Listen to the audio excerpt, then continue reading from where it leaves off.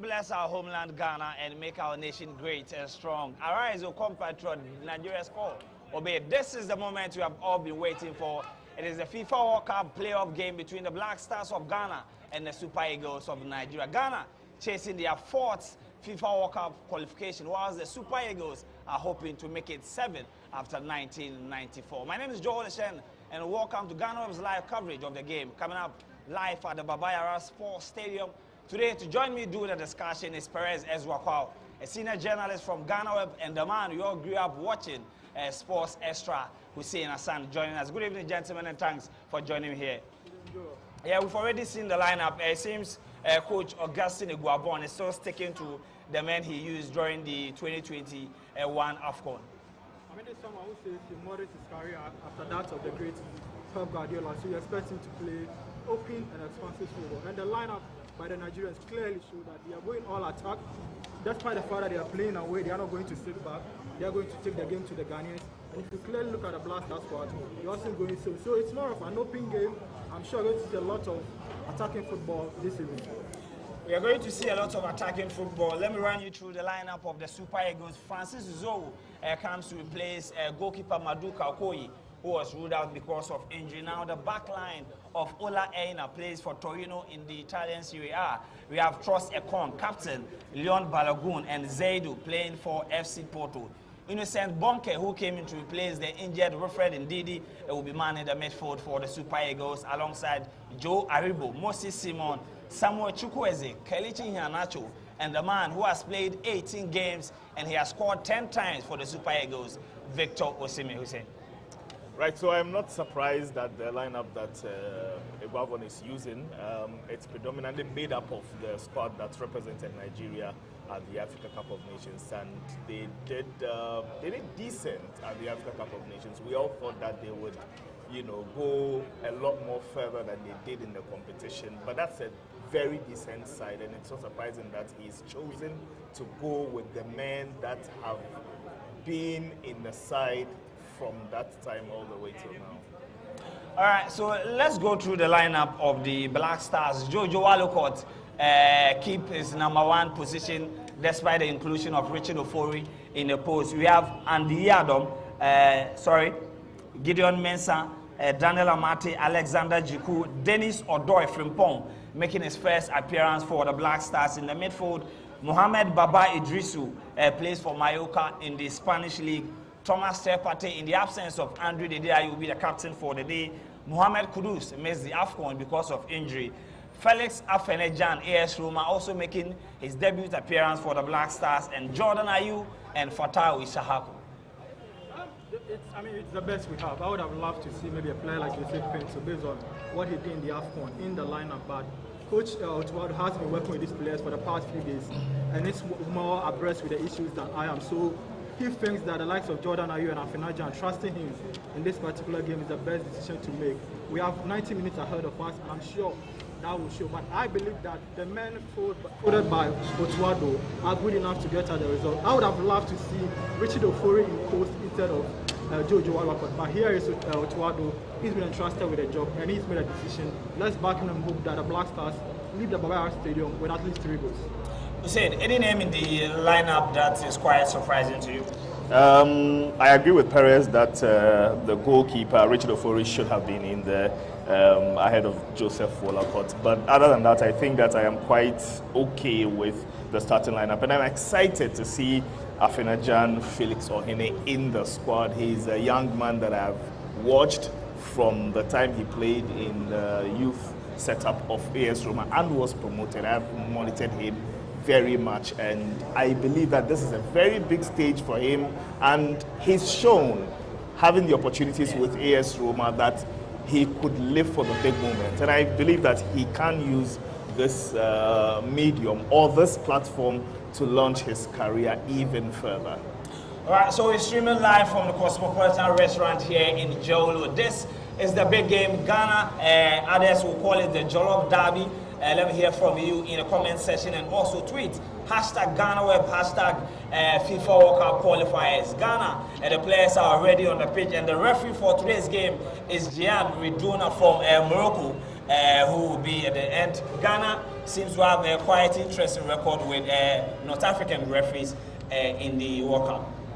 I just think that, you know, for referees, this is a huge game. I mean, this is the most talked about game of all the 5 playoffs. So it's an opportunity for him to stake a claim for the World Cup that will be coming on in November. Like I always say, the players are the stars of the game. As a referee, go in there, make the basic decisions, make sure you don't become the star of the game. And I think that's the task that will be handed to the Moroccan referee this season.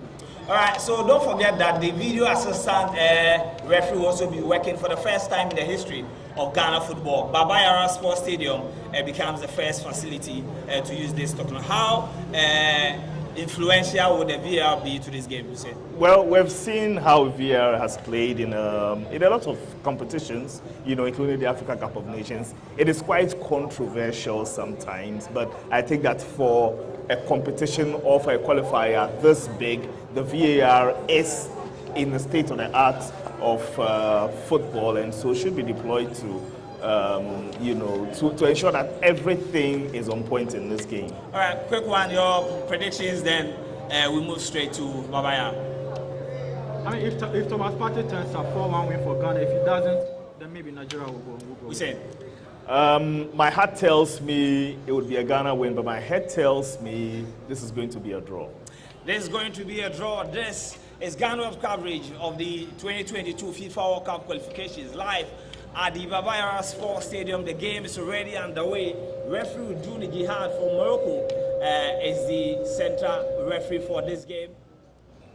The Black Stars from commentary position will be hitting from left to right, whilst the Nigerians will be playing from my right, and they will be trying to score on my left. Dzorwulu gets his first taste of action in front of the Baba Yara crowd. Jojo goes to Daniel Amate to captain for today. And Thomas Partey was trying to do what he has been doing with the likes of Bukayo Saka in Arsenal in the past few weeks. But Zaidu, playing for FC Porto in the Portuguese league, was able to clear his line, and Ghana wins our first corner. As Joseph Balogun intercepted the throw from Gideon Mensah, trying to find the new young sensation, Felix Afenejan, wearing the jersey number 13 of Prince Tego Ghana, who effects the first corner kick of the game.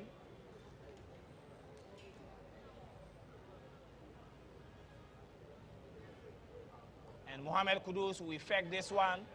The ball is still in play.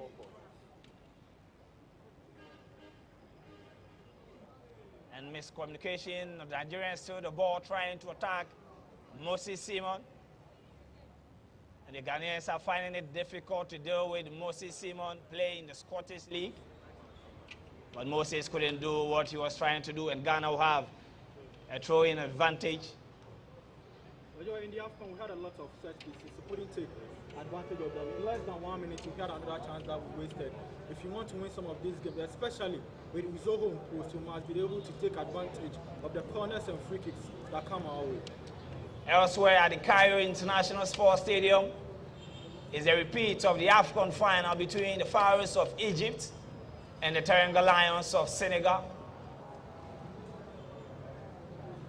And Egypt have already taken the lead inside 5 minutes. The Pharaohs are not joking at all, but at the Baba Yara Sports Stadium, the Nigerians are attacking the flanks of Ghana, Zaidu. And Zaidu was trying to pick a foul, but Dennis Odoi has started doing what he was brought in to do, to stop. And that was a good 360 inside the Ghanaian half from the man who was sorely missed in the 2021 AFCON. It seems the destiny of Ghanaians rested on the shoulders of the young boy, Mohamed Kudus, but he couldn't make it, and Ghana attacking Gideon Mensah. Gideon sent the ball back to Jordan Ayew. Jordan trying to find Felix Afenejan. Afenejan wins the ball. But Afenejan couldn't do anything, and Afenejan I like the ball away. I like the level of aggression that Afenejan has already shown in the game, and I spoke about you know, the platform that he has to exhibit a lot more of his talent. He's done that with Roma. It's his first time with the senior national team, and I think that he's already proven that he wants to do something good for Ghana. But Joe, you know, in the AFCON, we saw a lot of wing play from the Nigerian Samuel Chukwueze and Moses Simon. And in the first few minutes, we've seen a lot of that. How our fullbacks handle the wingers of Nigeria, who proved crucial in whether Ghana will win this game or not. At the Cairo International Stadium, it's Saliu Sis who scored an own goal for Egypt. The Egyptians are not ready to lose back-to-back to the Teranga Lions. In the back, at the Baba Yara Sports Stadium, Ghanaians are counting on Thomas Terpate in the absence of Andre Dedeayu to lead Ghana to our fourth FIFA World Cup. And Ghana still the ball, and Dennis trying to find Felix Afenajan. And Afenajan couldn't get hold of the ball. Nigeria cleared the alliance, and the ball is still with Ghana. Kudus Mohammed taking on the Nigerians by himself. Kudus. And Kudus was trying to look for a foul. Nigeria breaks away. Kelechi Iheanacho to Samuel Chukwueze. Chukwueze up against Dennis Udoy. And Chukwueze still hold on to possession, send it back to Joe Aribo. Aribo to Innocent Bonke. Bonke to Aribo. A little shoulder from Thomas Terpate. But referee Jihad whistle for an infringement, and Nigeria will have an attacking free kick just around the center half of the pitch. That was a missed opportunity by Audrey. He had the opportunity to put in a very good pass. Afenajan was in the right position to pick up a ball, but unfortunately, the pass was too short. And in moments like this, decisions are key, because in these kind of games, you're not going to have many of them. So the few opportunities or the few chances you get, you need to make the best of decisions to win something good in your favor. We cannot afford to be missing chances, because if the table turns and it goes to Victor Osimhen, it will be a different story. Ghana building the attack again from the left side. Seems Ghana controlling possession, because we have a Borussia Dortmund material as our interim head coach. I mean, German football, coaches with German brains are known to play attacking and expansive football. And Otuado, as a German trained coach, you wouldn't expect him to defend. Again, we have players who are able to exert their control of the ball, take the game by the strike of the neck, and make sure that Ghana wins possession. So we have no reason to defend, especially at the Baba Yara Sports Stadium. I think that's what we are going to do today. How well we take care of the chances that will come our way will be quite crucial. And in the history books, Ghana played its first official game in 1950 against the Super Eagles of Nigeria. And the legendary CK Jemfi was part of the Ghanaian team who beat Nigeria.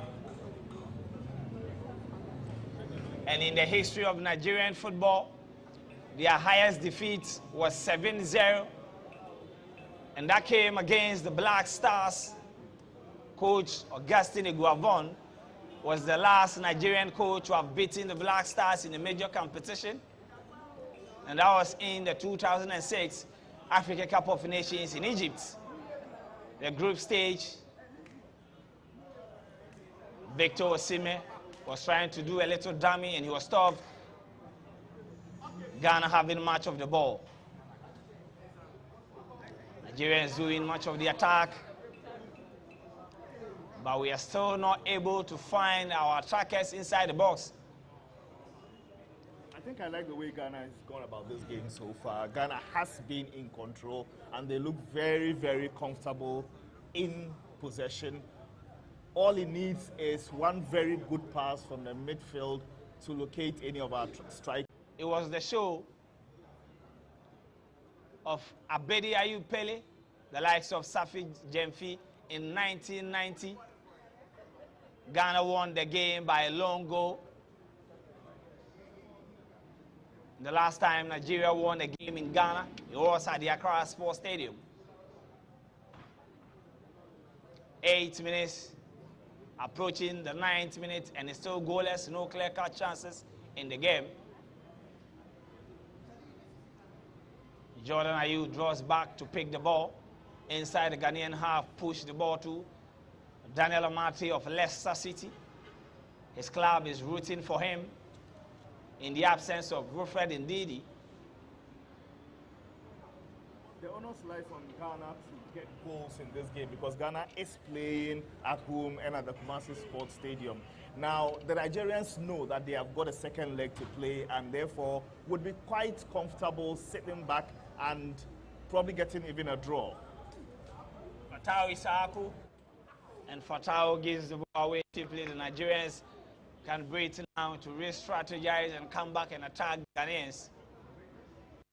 I mean, one of the major criticisms of Fatau Isaku has been how he attacks, the decision making. On this occasion, he could have just delayed a bit, dummy, and get into the box instead of trying to go by the line. So the decision making in this particular game, for Fatau Isaku especially, will have to be measured. Goalkeeper Francis Zohu had so many controversies about him and his age some years back, but now he's in post for the Super Eagles in the absence of Maduka Okoye. I don't know which one is worse, whether it's Zoho or Maduka. I mean, Nigeria don't have good goalkeepers. We have problems our own, but we are better than them, honestly. And for your information, Zoho plays in the Cyprus League, whilst Ghana's goalkeeper, Dzorwulu, is in the Division 4 of English League.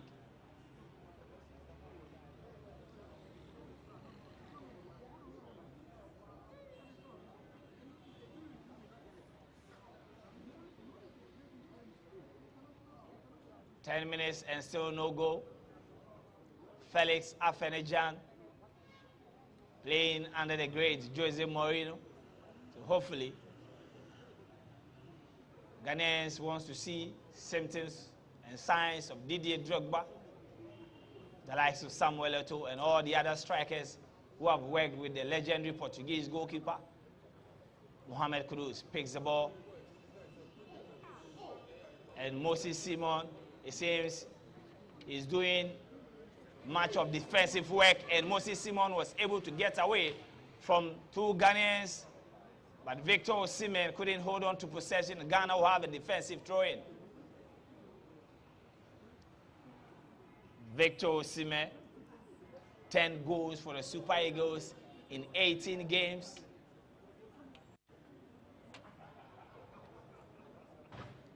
Alexander Jiku got his first Ghanaian goal in the AFCON against Comoros. And Nigerians are penetrating Samuel Chukwueze, but Daniel Amati cleared the line. The ball with Thomas Terpati, the Arsenal maestro, the game man of the two coaches. I think clearly the Black Stars are out to get a goal. They want to get a goal as quick as possible in order to unsettle the Nigerians. The Nigerians have realized that they are playing away. They are in no haste to get a win in this one. So they would like to sit back, try to use the flanks, and get the ball into our penalty box. Our fullbacks will have to curtail that particular attack. Thomas Partey and the midfielders need to supply the balls to Afenajan and the guys up front so that they can create the chances and score the goal for us. So it's been an okay display from the Black Stars. They are playing possessive football, but that must translate into goals. We are seeing Accra football, the famous Accra football, inside the Baba Yara Stadium. Victor Osimhen wearing his mask because of his head injury. Ghana gets the fair play. And now we'll start again. Daniel Amati surging forward. He was challenged by Victor Osimhen, but kept the ball under control. And Alexander Juko picked this one. Left side of the Ghanaian defense, and Gideon Mensah takes control to Jordan Ayew. Jordan Ayew still in possession around the Nigerian penalty box. Jordan is being heckled by two Nigerian defense. There was a cross from Gideon Mensah, and it goes straight across the pool. In as much as Ghana has had much of the control of the ball, we've not really been able to hurt them, the Nigerians, but you could clearly see the game plan. The first 10 minutes was to soak up and see you know, how the game is going, and then open up. And they're beginning to gradually open up, as we can see. Nigerians came with a plan according to Coach Augustine Iguavon. Black Stars coach Otuado also told the press that he came with a plan.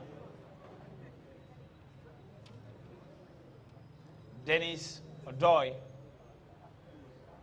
born in Belgium, now playing for Ghana. I mean, he's making his first, Black Stars game at a fully packed Baba Yara Sports Stadium, so there are some butterflies in the stomach, so you should expect some of these things. I'm sure as the game wears on, he will calm down. He's got assists in his game, and once he settles, we should expect him to unleash some runs on our right side. Dennis Odoi, in the ongoing season as a right back, he has made 6 assists for his club. And Ghanaians will have to deal with Moses Simon. Simon lost possession, and Ghana can now attack. Kudus Mohammed slows a play, and Fatawi Sahaku will pick this one. But there was a timely intervention from Joseph Balogun to save the Nigerians from conceding inside 15 minutes. Ghana picks up the ball again. Thomas Sepate was trying to turn inside the midfield, but Kelechi Iheanacho was there to stop him. Ghana won a free kick. That was a timely, a goal-saving tackle by Joseph Balogun. If he had allowed Fatal to get a second touch of the ball, that perhaps would have been the first goal for Ghana. So for him to come in with that crucial tackle at that particular time is huge for Nigeria. It would have been huge for Ghana. But these are the types of defensive play that some of the great defenders think that when a defender makes an intervention like this, he deserves to celebrate.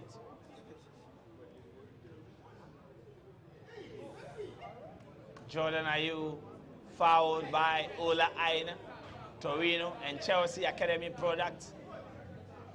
I'm surprised the referee is not flashing his yellow card here. This, on any day, it's a bookable offense. The referee should be able to stamp his authority on the game. This clearly cannot go unpunished. And referee Jihad, in his history, the national team, he barely gives a yellow card. And his last game in the AFCON, that was the 3-3 third place game between Burkina Faso and the indomitable Lions of Cameroon. Ghana have an attacking free kick about 10 meters away from the 18-yard box. Kudus Mohammed and Jordan Ayew behind this ball, and Jordan to effect this one. That's a very, very poor one. That's a very, very poor one. I mentioned earlier that this game is not going to produce a lot of chances. So the few chances that you get, you need to make very good decisions. And the Black Stars are playing at home, so need to make the most of these opportunities. This clearly is one wasted. Wasted opportunity for Ghana. Jordan Ayew is still chasing his first national team goal after scoring against Sao Tome and Principe, and the coach, Kwesi Appiah. We can hold brief on him as maybe a winger, but you look at his goal return, and it's not good for a player who plays his trade in the Premier League. We want him to score more, assist more. Jordan works hard, but you need at some point, you need the stats to back up the argument that people will be making in favor of you. And I don't think Jordan does a good job in creating chances or in scoring goals or assisting them. On this occasion, anyone who knows Francis Dzorwulu knows that he's a suspect when it comes to aerial balls. Just fly the ball into the box, let someone get a header onto it, and perhaps we could get a goal. But just balloon the ball like bim. Why? Jordan has scored 18 goals in the national colours, but he's yet to score in almost a year. And Fatawi Sahaku gets a good challenge of Zaidu. Zaidu was able to stop Mohamed Kudus from finding Jordan Ayew at the left side of the Ghanaian attack. That was a beautiful play in the midfield from Gideon Mensah. I think Kudus is trying too much. I mean, he should relax, get the ball. Why you have to take on players, why you have to dribble, but release the ball, know when to do all these things because he is one of our key players tonight. There was a quick one, and Afenajan doing what he has been asked to do. Afenajan inside the box, he gets the shot of Trostekong. That was the movement that a lot of people were trying to see, and the Ghanaian defenders are having a difficult time to dealing with Victor Osimhen, and Ghana going again for Tawi Sahaku. Right side, beautiful first touch, but couldn't hold on to the ball, and Nigeria will have a defensive throw-in. That was a good run by Felix Afenajan.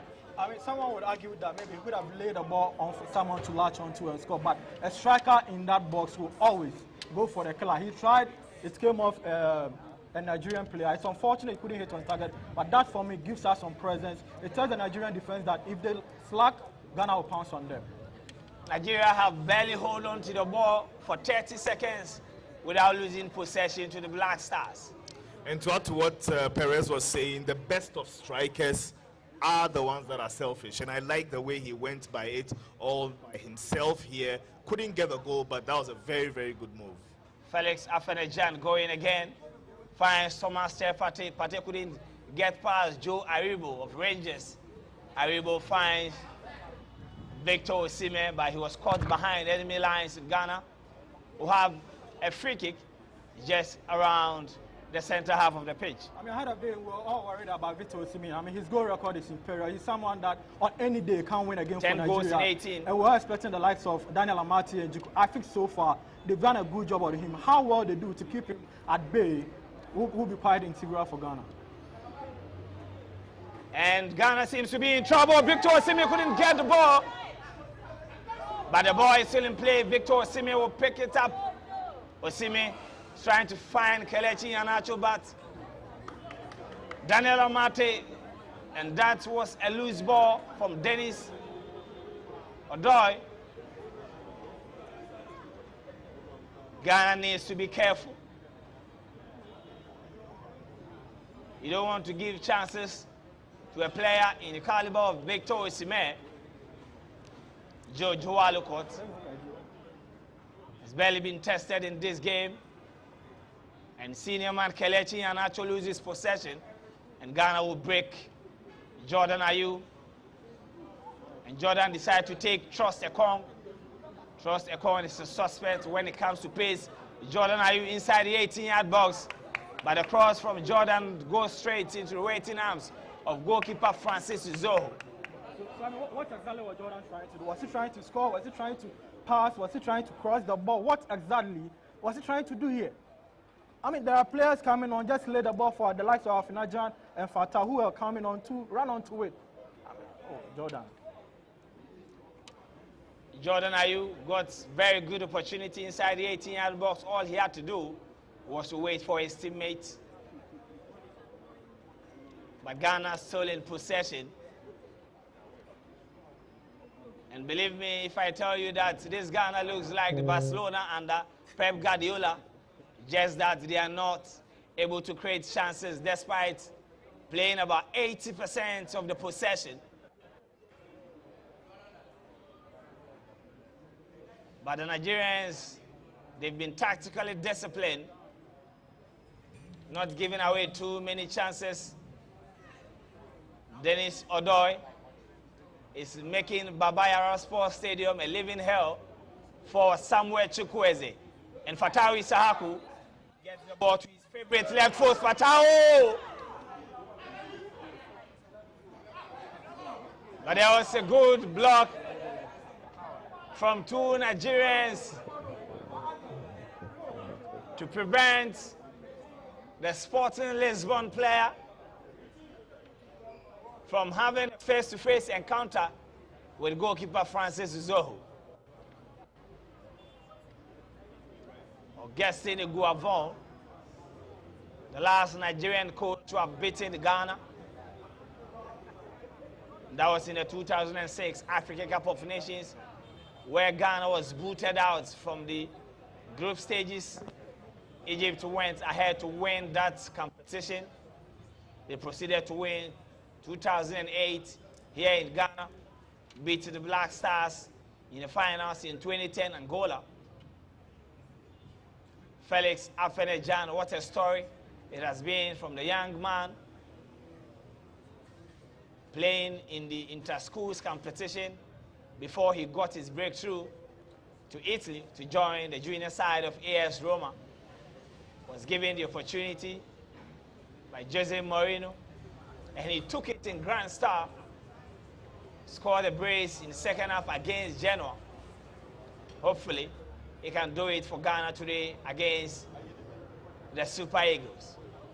I mean, today we've entrusted him with a goal scoring, position. So he's someone that we are hoping that will be able to create chances and score goals. So far, I think it's been a lively game from him. He's been able, the runs and the passes are okay, but we need goals, and that's what you expect from him.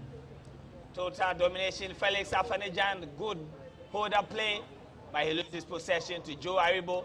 Aribo finds Samuel Chukwueze to Victor Osimhen, and there was a good clearance, but Ola Aina picks up the ball back. Ola Aina was able to deal with two Ghanaian defense, and Joe Aribo is doing a yeoman's job in the Nigerian midfield in the absence of Wilfred Ndidi. So far, the partnership pair of Alexander Jiku and Daniel Amate, they've been able to deal with all the area balls sent towards Victor Osimhen. I honestly don't know why the referee, perhaps, he didn't come to the pitch with his yellow cards or with his cards, because this clearly is a yellow card offense, and I'm surprised the referee decided not to flash it to the Nigerian player. 26 minutes of action, and it has been total domination, total football from the Black Stars. But just like Alhaji Karim Gruza famously said, I don't care about what you do, go on a Mafife. Jose Mourinho was questioned that Manchester United, when they beat Man City, City controlled 97% of possession. Mourinho said that they can keep the ball, he will keep the 3 points, and inside. And goalkeeper Francis Uzo being a suspect again. Gideon Mensah nearly scored a goal, but he took deflection on Ola Aina. Probably the ball would have gone straight inside the box, and the Cosmopolitan restaurant right now would have been jubilating. Like I said earlier, for Francis Zoho, all we need to do now is to hit the ball on target. He's a suspect. He's the weakest link in the Nigerian post. Jordan has to take this corner again. Jordan whips in the ball. And then Alamante picks up the ball inside the 18-yard box, but the Nigerians defend well. The ball is still with Ghana, but that was a poor attempt from Fatawi Sahaku. Jordan Ayew did well when he slipped on the floor to deny the Nigerians from catching us on the break. Ola Aina bullying the teenager Afenejan. We are approaching the 30th minute mark, and the Nigerians have struggled to swing 4 passes together without losing possession to the new Black Stars, the new Barcelona. Believe me, Ghana is playing very beautifully in front of the Kumasi fans. I mean, they said a possession without penetration is literally nothing. You can play out the ball, but if you don't score, if work done is 0. We need to start scoring. We need the goals. You need to win by at least a 2-goal margin back here so that the return leg becomes a mere formality. And that is what we've not done so far. The last time Ghana played here inside the Baba Yara Stadium in 2014 against the Pharaohs of Egypt, the Egyptians at this time, 28 minutes, they had drank 2 goals already. Baby Jets Asamoah, and before this game he said that he loved playing against the Super Eagles. But Nigeria, they win the ball, they give it back cheaply, and they are not able to handle Thomas Tepasi inside the midfield. I mean, Baba Yara, what a job he's done in the middle of the park so far.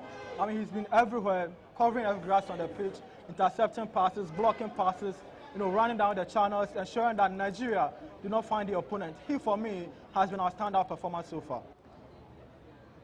Let's move straight to the Cairo International Stadium, Egypt and Senegal.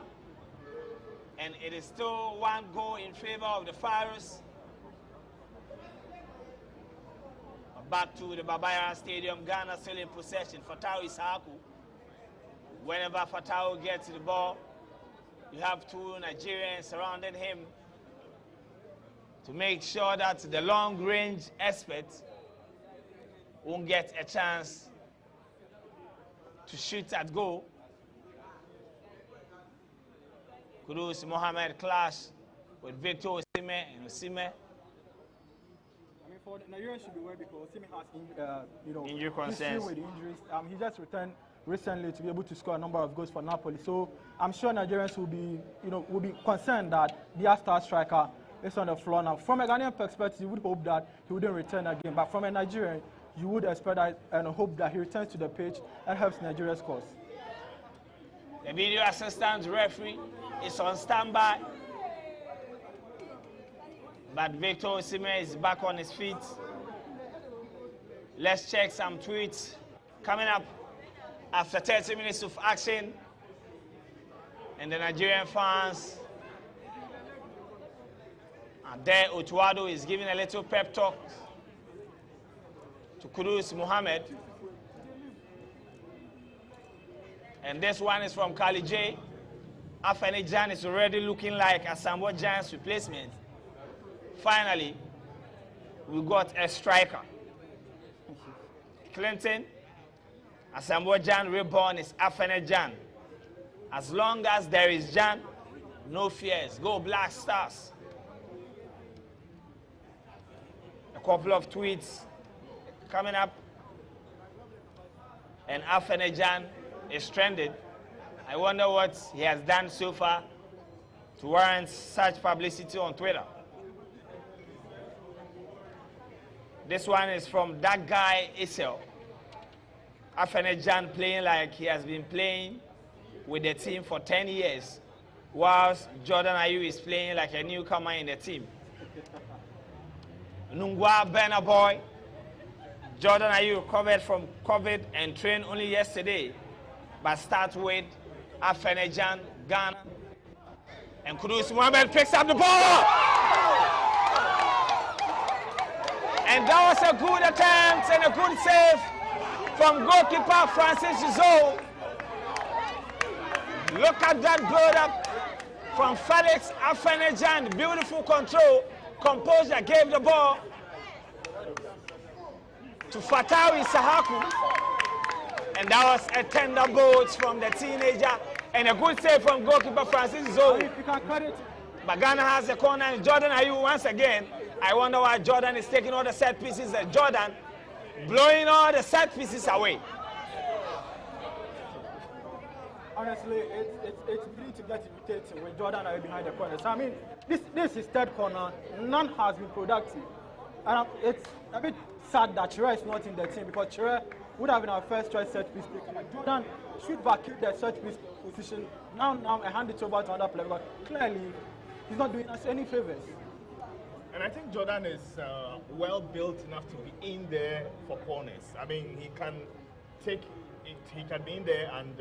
And you see, my issue is at Crystal Palace, whenever they have set pieces like this, Jordan Ayew is always inside the box. Because he's got very good height and could be effective in the air.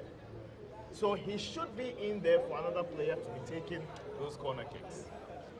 Joseph Walcott probably is on holiday inside the Baba Yara Sports Stadium. I mean, the corner overshadowed that, Drogba-like display by Felix Afene Jan. And for a youngster making his blaster, that's a top drawer. That's a very fantastic show of football that he's done there. If that had resulted in a goal, it would have been iconic. It would have been iconic, and the Nigerians will have to be careful. But innocent Bonke got the better of Mohamed Kudus, and Joseph Balogun is trying to find Moses Simon. But what a job from Dennis Odoi and Gideon Mensah so far, stopping the attacking threat from both Samuel Chukwueze and Moses Simon. They've been interchanging in the last 30 minutes, but still they are finding it difficult to contain our lateral defenders. Even more impressive is Odoi, who is making his debut for Ghana. I mean, and for someone who wasn't born in Ghana, was born in Belgium, you would think that he would take some time to warm into the game. But right from the onset, he had that chance where I thought he could have put in a much better pass than he did. But generally, he's been composed and he's dealt with the Nigerian attack on his side very well. Dzorwulu courts imposed from Ghana, but the Nigerians are now attacking with Ola Aina. Ola Aina picks Samuel Chukwueze at the right side of the Nigerian attack. Chukwueze swings in the ball, but so far so good. Just like Muhammad Al-Hassan and Robert Adosoa did to Frank Etuga Mbella and George Mfregi, the Ghanaian defenders have been able to keep Victor Osimhen under control. He has been missing in the game, and Moses Simon will go again face to face. And yes, Dennis Odoi is still getting the nod over Moses Simon. You know, part of the reason Nigeria haven't done anything in this game so far. And Ghana gives a ball away, and that was a good block from Daniel Amate. And Nigeria will have their first corner in the game. And this is the type of errors Ghana can't be having in this game. They have to keep their head in the game. Let's see what Nigeria will do. Dzorwulu court to select. I can count as many as 6 Nigerians inside the box. And that was the cross from Moses Simon. The Ghanaians preps it away back to Zaidu. Zaidu whipping this one, but Mohamed Kudus was there. Thomas Tepate gets the second ball, but Samuel Chukwueze still in possession. Ball to Trust Ekong. Ekong finds Victor Osimhen. Nigeria gets their first shot on targets, but that was baby ball. I think you have to give credit to Daniel Amate, who was able to get closer and make sure that he didn't get enough touch on the ball. Ground on the ball, because if he did that, Osimhen would have put that ball at the back of the net. So credit to the Ghanaian defense for not giving him the room to get the ball, to get a touch on the ball as much as he would have loved. Nigeria warming themselves back into the game in the last 5 minutes. Is their plan now working? We've been able to contain them, so let's come out and get some goals and probably silence the fans at the Baba Yara. You would have observed that when we started the game in the first 10 minutes, the Nigerians held back. They weren't attacking as much, but after the 10 minutes, they knew they had contained Ghana at some point. I think the fear was that Ghana were going to open fire in the first 10 minutes and try to get an early goal. Now, after 10 minutes, Ghana not getting a goal, they felt it was an opportunity for them to open up. And they did open up, and gradually they are warming themselves into the game and carving out a few chances for the game. Ghana just has to be careful. Jenna, we have to be careful, and that's the assistant coach of the Black Stars, George Boateng of Aston Villa. What a task force we have behind the Ghanaian team. It's very interesting that with Abedi Peles, with the Mohamed Polos, we have a former Dutch player and a player who passed through the Black Stars, now handling our Black Stars. It tells a lot about the level of coaching here, but this is a task that we've handed them, and they need to execute the task if they want to stay on as coaches of the Black Stars. Otuado, like I always say, I'm a fan of German football, so anyone with a German football brain is someone I welcome. I just hope that he proves us that German football is the best in the world. So far, what we complain against under CK Akono and then the Sabian is we've seen something different. The game is good, the ball is flowing. You can see the agro football that our fathers used to say that the Brazilians of Africa. You know, in his review of our performance at the AFCON. And Ghana needs to be careful. The Nigerians are calling for a handball. But if it's indeed a handball, we have a VAR. So they shouldn't be worried at all. But the referee decided to ignore the call. Ghana start the build-up again. Mohamed Kudus has been missing in the last 4 minutes. Kudus was able to find Jiku to Gideon Mensah. Gideon Mensah sends the ball back to Baba Idrisu of Mallorca in the Spanish League. And Mallorca trying to find Jordan Ayew. Jordan has been dispossessed and Jordan fouls Joe Aribo. As I said, this is going to be a very close game, I believe, and it's going to come down to decisions and mistakes by any of the sides. 49 games between Ghana and Nigeria since 1950. And the Nigerians are inside the 18-yard box. Joe Aribo, but he blew the ball way off target. But he landed on his wrong foot. Joe Aribo is a left-footed player.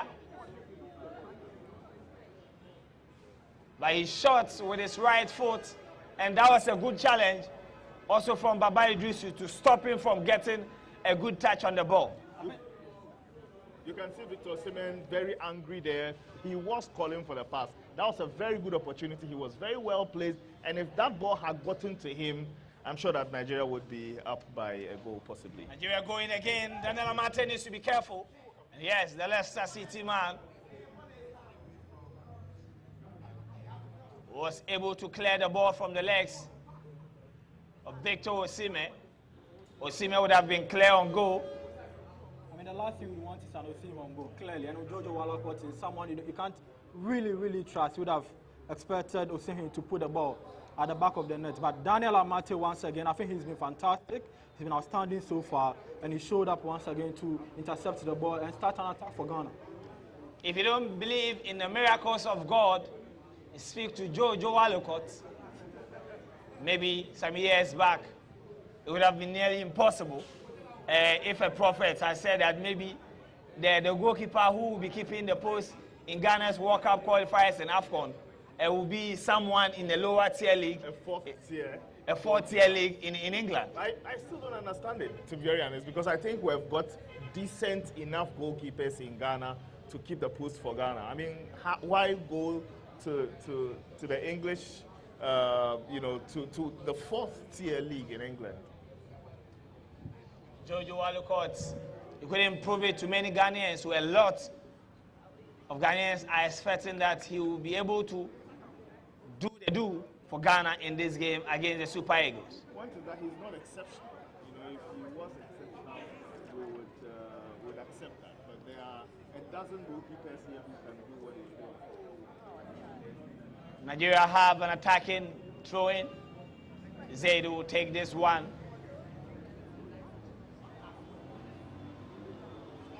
And Zaidu finds Joe Aribo. That was a good attempt on Kudus Mohammed. The Nigerian stole inside the 18-yard box. But Jojo Walcott grabs the ball in the air. And that's the attacking threat of Joe Aribo. Moses Simon shot the ball with the left foot. But the punch, I think he was trying to dink it over the goalkeeper, you know, targeting the top left corner. Unfortunately, he couldn't find the ball at the back of the net. But the Nigerians are playing now. Joe Aribo has stepped up, and he's one player that once he's in the mood, he's in the groove, and he's playing, we will have a lot of trouble because he is a very good keeper of the ball. When he has the ball at his feet, his decision making 100% are always on point. So he's one player that we need to keep an eye on because if he decides to play and turn up, Ghana will be in trouble. so far so good. Thomas Partey. Well, so far so good, but I think that he can do more. We're not getting those services that you expect from Thomas Partey and Kudus from the middle of the park, and they've not fed the strikers as much as we would want to. They've done the shielding, you know, of the ball very well, but going forward, they've not been able to put in the supplies that we want. The crowd is waiting for a goal.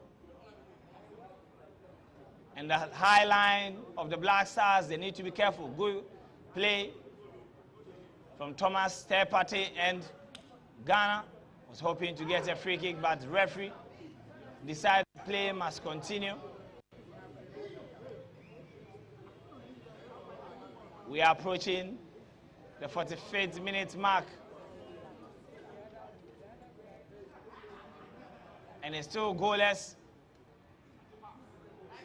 And Afenijan is inside the 18-yard box. But Trust Ekong was able to deal with the area ball, and Ghana will have the last touch.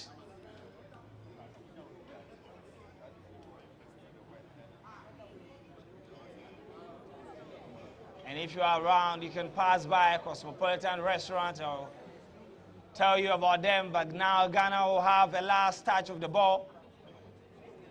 Kudus Mohammed will effect this one. Kudus still in possession, whips in the ball inside the 18-yard box. But Joseph Balogun cleared the line, but Alexander Juku got the last touch. And it seems this will be the last action of the first 45 minutes. I mean, I don't know how we decided to go short, and perhaps it tells me that we didn't do our research on Francis Uzoho, because he's not good with dealing with crosses, dealing with area balls, and I feel on this occasion could have just swing one in, let him hustle for it, we get a header onto it, or someone pounces on it, there may be an opportunity comes, but we decided to go short, and in the end we wasted the opportunity. We'll do 2 more minutes of added time. Are we going to get a goal, or the first half will end goalless?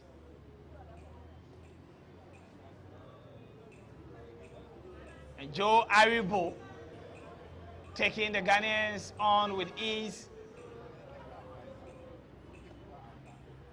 Ghana attacking Jordan Ayew, but Joseph Balogun cleared the ball. Dennis Odoy would pick this one up.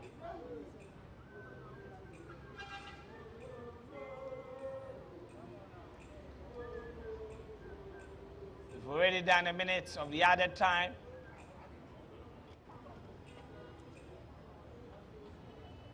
The ball is still in the half of Nigeria.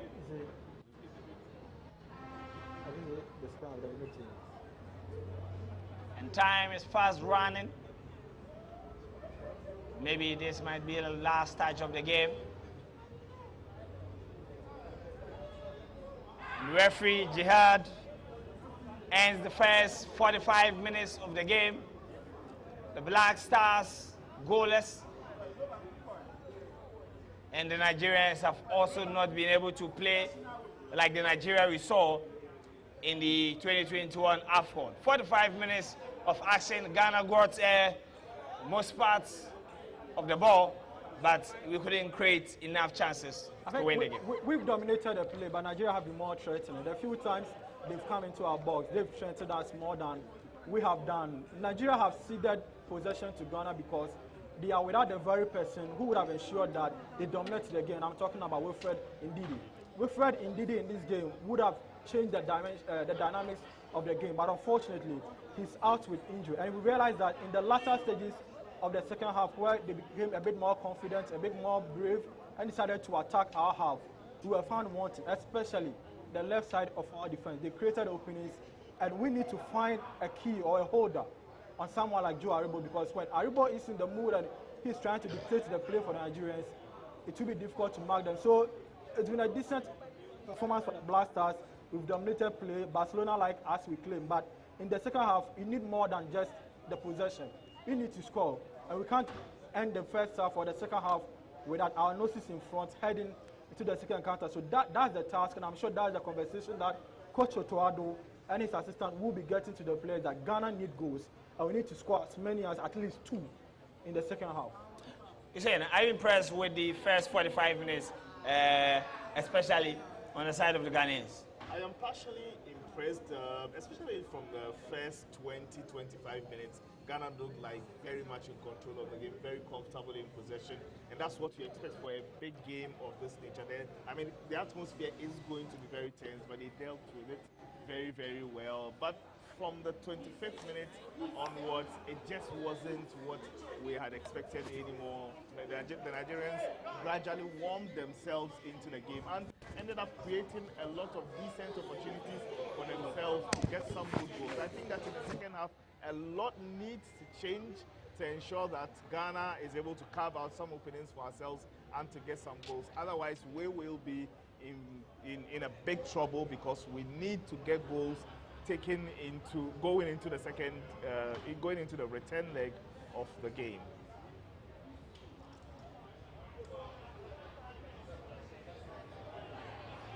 It was a good game from the Ghanaians possessing the ball, but we couldn't get a goal. Goalless, not enough chances inside the game. But live here at the Cosmopolitan restaurant, we are trying to find out from the Ghanaians around, and if we get Nigerians too, are they impressed with the first 45 minutes?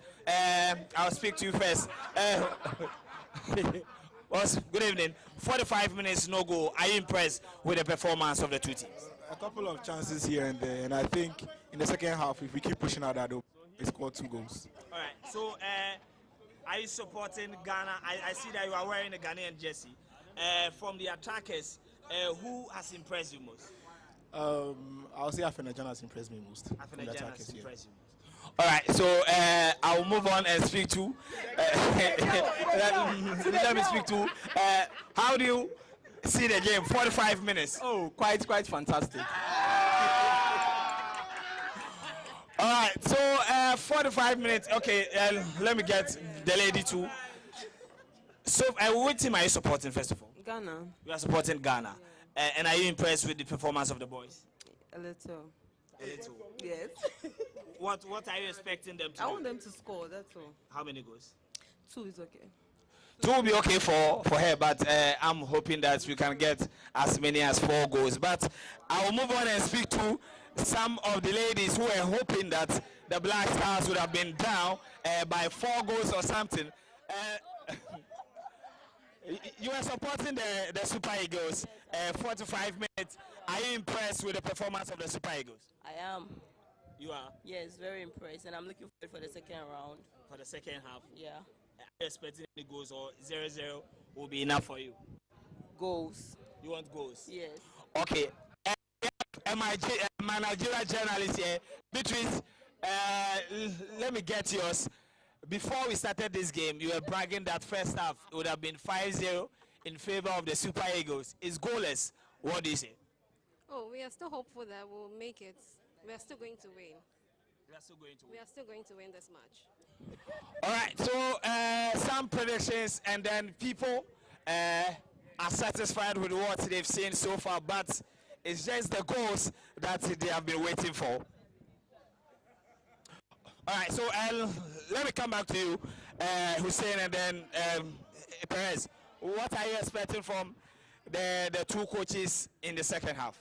I think for Coach Augustine Bravo, he'll be impressed with what he's seen so far, that their initial intention to sit deep and counter, or to sit possession to Ghana, allow the Black Stars to dominate so that they don't concede the pass work.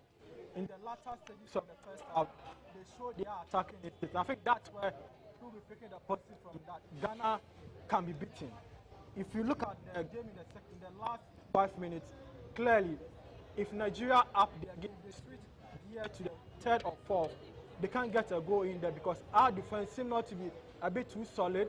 Our goalkeeping seems to be a bit unsure. So what Augustine Oguavon will be telling his players is that we give them the respect in the first 25 minutes. We realize that they don't deserve it. Now let's go all out at them and try to get a goal. And if they get that goal, it will be disastrous for Ghana. So we just have to hope that Augustine Oguavon and his charges do not get a first goal. For the Blasters, I think I would need a bit more inspiration, a bit more liveliness, a bit more. It's a bit too predictable for my liking. You know, Baba, Amate, then we switch it long to those players. There seems to be a bit of immobility up front. And I think that's the major issue with the Blasters, because you look at the Nigerians and you have Simon and Chukwueze swapping left and right almost every 5 minutes. we need that movement, those movements in the Ghana third with the likes of Afinajan, Jordan, and Fatah, whom I expect a lot from the second half. Maybe if the game stretches on to the 50th minute and we still have not been able to find the back of the net, then introduce maybe Joseph Pinto, or maybe any of the attacking players on the bench. All right, so 45 minutes, goalless between Ghana and the Super Eagles. We are streaming live from the Cosmopolitan restaurant here in Dzorwulu. This is GhanaWeb's live coverage of the FIFA World Cup playoff games. And then at the Cairo International Stadium, Egypt 1, Senegal 0. We'll be back with more after this break.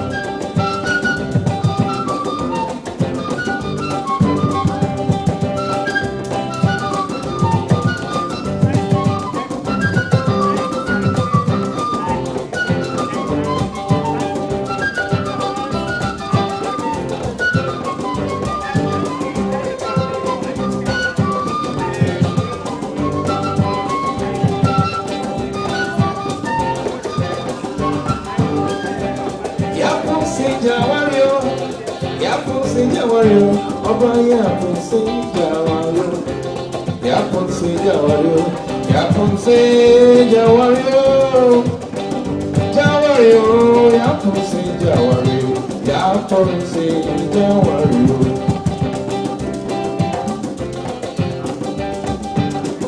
Yaponce, Jawario,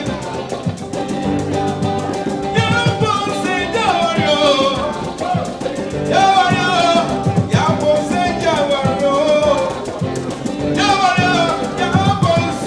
Jawario.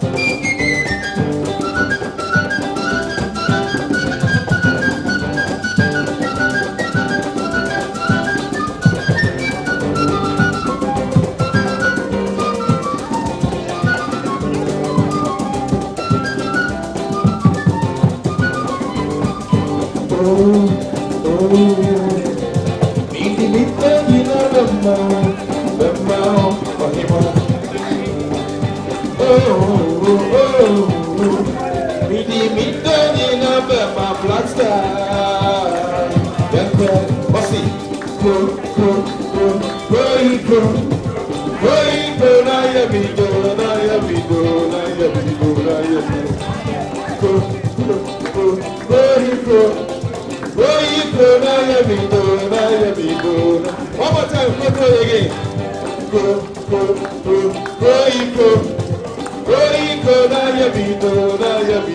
na ya bido. Last time. Go,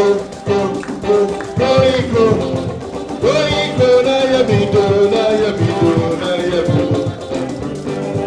Makani mi penyi na show. Adekani ya mo penche mi ade. Oh. Makani mi penyi na show. Mr. Fred. Adekani ya mo penche mi ade. Cosmopolitan. Somebody over there, them fight show more. Somebody over there, fight show more. Oh, Ubisana, Ubewa. Isubisana, Ubewa. Oh, no, you way. Bisa. Ubisana, Ubewa.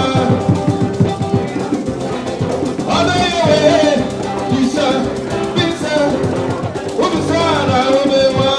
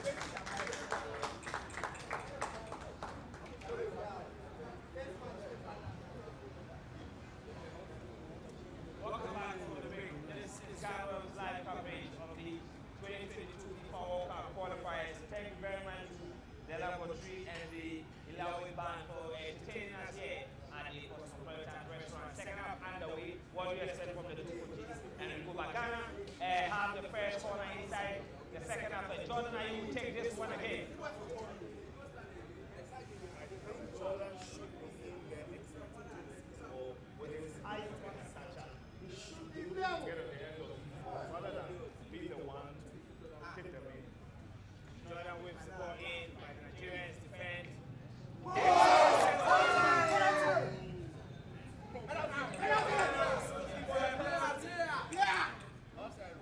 I'm trying to move here. Ghana was looking for a penalty. Referee, is communicating with the VAR officials. And he said, play must continue.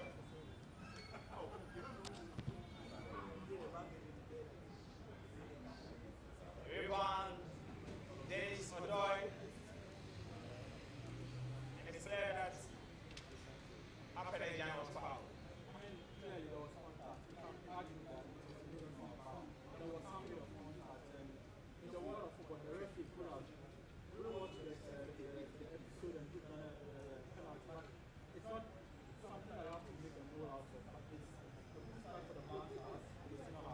Let's hope that the whole of it and great chance to score because we need goals in the second half.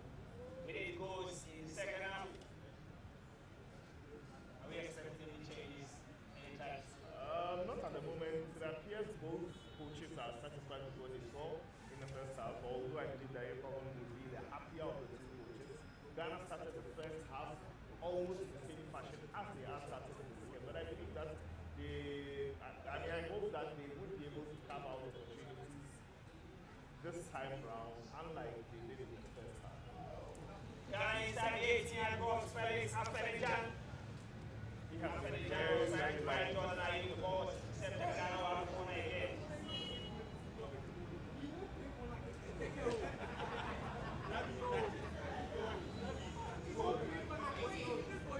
Francis Jordan takes the set pieces, throwing them away. He takes this one too.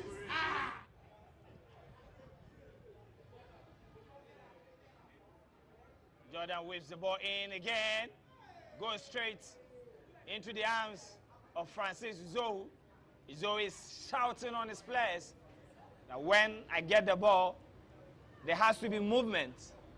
I mean, he was trying to initiate a quick counter attack, but the Nigerian players were not moving as he would have loved, so that curtailed the counter attack that he intended to unleash on the blaster. But I like what Partey did to, put pressure on him and make sure that he doesn't start it as quick as we would have wanted. Going again, Moses Simon finds Chukwueze. Chukwueze's header has been cleared by Alexander Juku. No room for mistake. Tuado is sweating.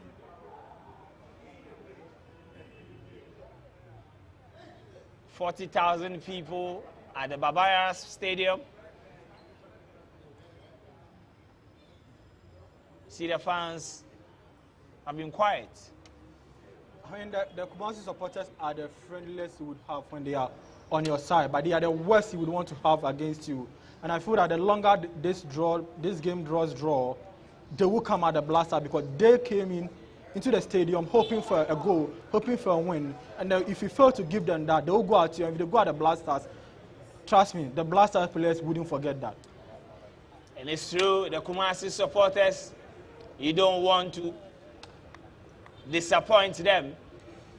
And I remember when Kotoko lost WAC, the military had to bring in ammo cars before the players could leave the stadium. Our build-up is a bit insipid, it's a bit lethargic. Bring some life into the game. We allow the Nigerians to settle, they will initiate the attacks. By then, they would have mapped out their defense and you come get in. The second half is beginning just the same way as the first half did. We started very well, we started brightly, we started with a lot of energy, but allowed the Nigerians to get back into it gradually. And it's almost the same way that the second half is started. We've not been able to create any opportunities in the first 4 or 5 minutes of the first half when we started with a lot of buzzing energy. And it's going the same way as it did in the first half. And if it continues, I'm afraid we wouldn't be able to get what we want in this game. We've done 5 minutes inside the second half. It's still goalless. Nigeria have a free kick advantage here. Zaidu picks up Ola Aina. Ola Aina has been stopped by Jordan Ayew. Good defensive play from the Crystal Palace forward. Jordan trying to initiate attack from the back, picks out Afenejan. Afenejan loses possession, was trying to take on Balagoon. Nigeria warming themselves back into the game like they did in the latter stages of the first half. And some comments are coming in from Twitter.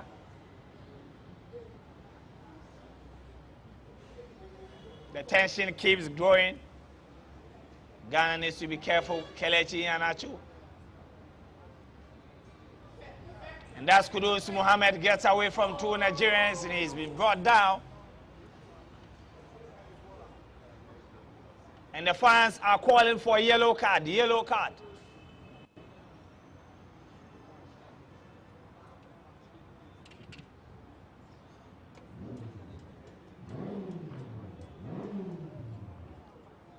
Free kick effected. Trying to pick out Felix Afenejan. Trying to get the ball before Francis Uzoho. He has barely been supplied enough for us to see the stuff that he is made up of.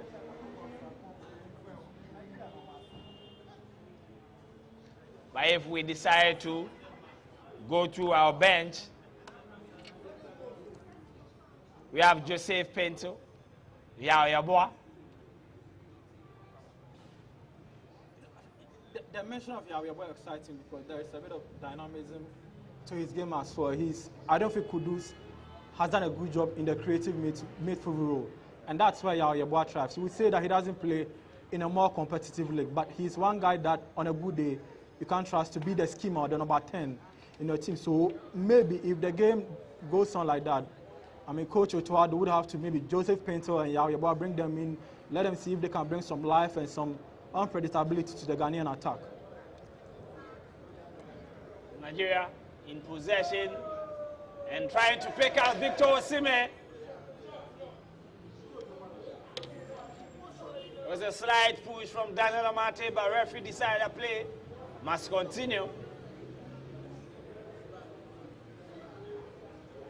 The left leg of Kelechi Iheanacho. So many movements up front. But no supplies from the Ghanaian midfield for the attackers. And if we are looking for attacking options, we have Ncheje.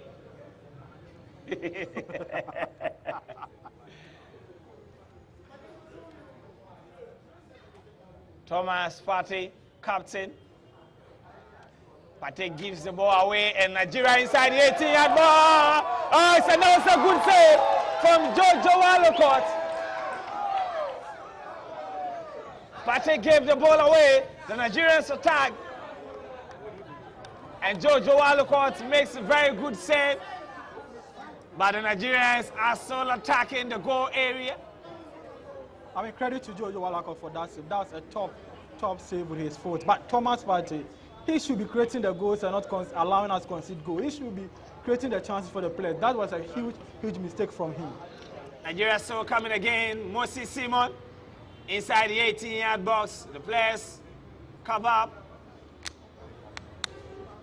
But the Nigerians take over possession now. Simon. Back to Trust Ekong. Pushing the Ghanaians back to their goal area. Up into that. The Nigerians, they have nothing to lose. I think a draw goes in their favor because they know that at the NKBL Stadium they can get a goal. So what they would want, at least go out of this game without conceding them, because what have they got to lose here? They just need to prevent the Black Stars from winning by at least a 2-goal margin. Nigeria still in the 18-yard box, Samuel Chukwueze. What a timely stop by Alexander Jiku. Jordan Ayew is fouled. But as far as this qualification for 2022 FIFA World Cup is concerned, the Super Eagles have never lost a game away from home. But they've been poor at home. Central African Republic was able to shock them, so definitely Ghana can do the same. I mean, that was a shocker, so you don't want to count your hopes on something that we all term as a shocker. We need to get the job done here. Do it here. You go to Nigeria, this is African football, anything can happen. Do the job here and make the second leg a mere formality. The Nigerians have also started attacking Moses Simon. They believe that that chance should have been a goal. Do we praise the goalkeeper or a poor technique from Simon? Simon did what he could, and I think the ball was well placed. I would credit the goalkeeper, in this case Wolacott, for saving that ball. Simon did what he did.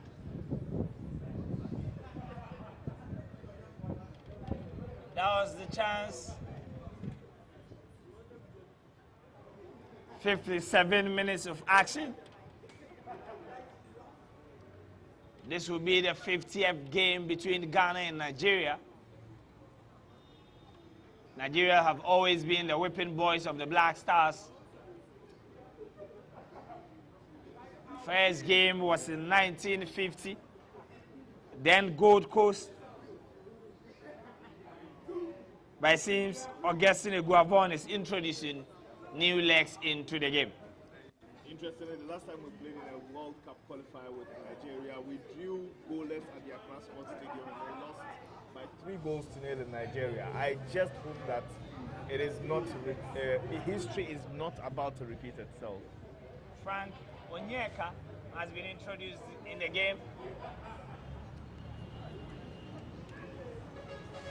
Game has been slow. Thomas Sepate going for a fine. Jordan Ayew around the 18-yard box of the Super Eagles. Batu! Banjiba. There was a slight interception from Thomas Sepate's shot. I think this is the first time in the game that we've seen his influence. We've seen him trying to drive forward and trying to make things happen for the Black Stars. I just hope that this is the first of many balls or many good passes that will come the way of Thomas Partey, because we need him to unleash those balls. We need him to trust those long balls so that some of the strikers can pass on the rebound, or one of them who find the ball at the back of the net. Corner again. That was a good 1-2 from Partey and Jordan Ayew. And Kudus Mohammed who effect this corner, but the Nigerian player is on the floor. So the medics will have to attend to him. I think the Nigerians have already, activated the time delaying tactics. We saw an earlier one. They brought on the stretcher. He declined moving out. They had to waste a lot of time with the substitution. And here goes another one. So it's clearly the result of the game is steady in their favor, and they would want to milk it as much as they can. But I see Daniel Kufichire warming up. Hussein, the Nigerians, they've introduced Emmanuel Dennis to replace Moses Simon and Frank Onyeka to replace Joe Aribo. Clearly tells you Augustine Equavon is on a mission. He's realized that Nigeria can win this game, and so has introduced players that can take advantage of the situation. Ghana will fake this corner. Corner taken shortly. But yes, we misuse the opportunity. And now the ball is in favor of Nigeria. A defensive throw-in, Kudus Mohammed. Set pieces are also good chances that you can use to punish your opponent. We've done, 1 hour already, and I'm out looking at the bench, and I think that's high time Coach Otuado looks at his bench and brings in some fresh legs because we need them. We have players on the bench who can cause changes, who can, change the game in our favor. The likes of Kofi Chere, Joseph Pinto, your boy are players that on a good day can make things happen for the Black Stars. So I'm looking at Coach Otuado bringing some changes and introducing some fresh legs. First yellow card has been shown to Alexander Juku for his foul on Victor Osimhen. And the last time Ghana played on Friday night in the year 2022, it was against Comoros. And we all know what happened on that fateful Friday night. We don't hope for a repeat of that. It was hell of a game for the Black Stars.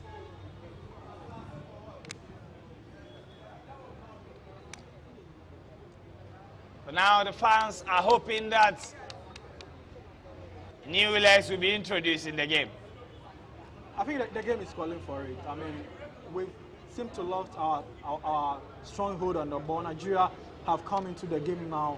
And fortunately for us, we have players on the bench who can regain come onto the pitch and regain possession for the Black Stars. So Coach Otuado should be looking at that because Daniel Kofi Chere, especially in dead ball situations, can make things happen for the Black Stars. And we should be looking at him. We see when the Nigerians are inside our 18-yard box. But Victor Osimhen couldn't get the final connection from Emmanuel Dennis. Ghana building now. Felix Afenijan wins the foul for Ghana. Was brought down by Trust Ekong. And it seems that Felix is always dealing with about 4 defenders.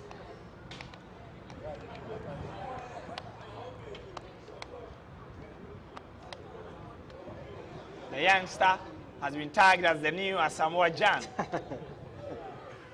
I mean, it's a bit too soon. I mean to slap the tag of the legendary Asamoah Gyan on an 18-year-old player who is making his Black Stars debut. He's done well so far, but let's cut him some slack. Let's allow him grow.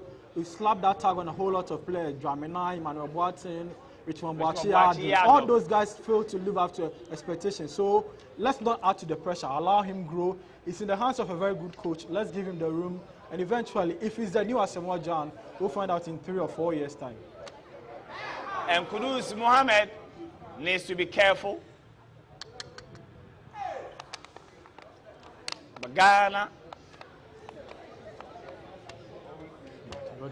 Kudus has really been sloppy in this game, and I think he's beginning to feel, he's beginning to have that feeling of being absent from the national team for a long while. The tempo of the game. And Kelechi Iheanacho.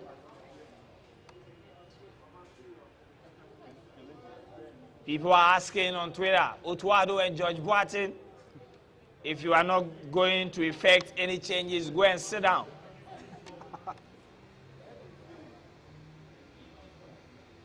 This one is from Koji Sheldon. I wish I can go on the pitch and take off Jordan Ayew.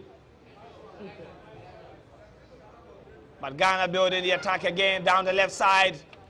And there was a movement inside the 18-yard box. The Nigerian wins possession. Felix Afenijan was caught behind enemy lines. And it's an offside against Ghana. I'm looking at the curious case of Thomas Partey. I mean, normally we make the excuse that he plays as a defensive midfielder, so he sits a bit deeper than he should have. Today we have someone who is doing all the mop-up job for him, and for some reason he's not been able to exert his influence on the game. He is our best player of the day, and we need him to step up and make things happen for Ghana. We need it. Jordan Ayew. But at least that's an effort. At least that's an effort. Jordan Ayew got a chance to find Felix Afenijan, but he saw that Francis Zou was out of line. That was a good attempt and thinking but he didn't get the accuracy that he wanted.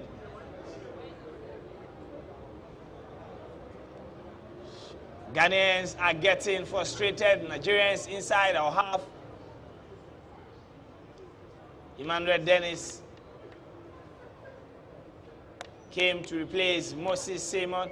Frank Onyeka plays Joe Aribo, and Kelechi Iheanacho picks up a pass from Ola Aina back to Frank Onyeka. Onyeka surges forward, but Frank Onyeka was fouled by Kudus Mohammed.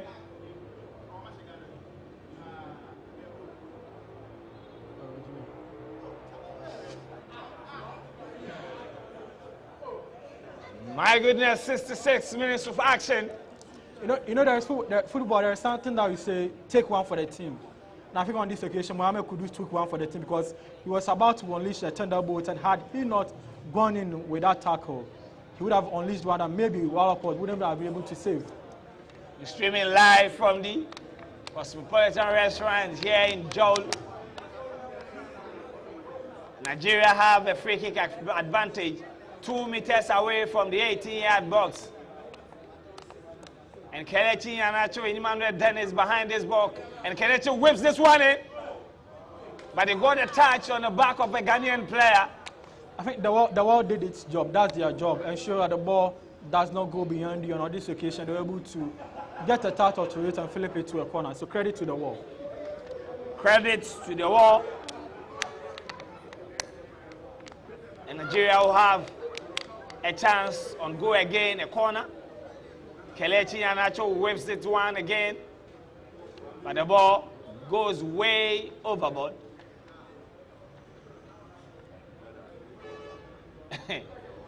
And this one, you won't believe it, from corner to throw. It doesn't happen often.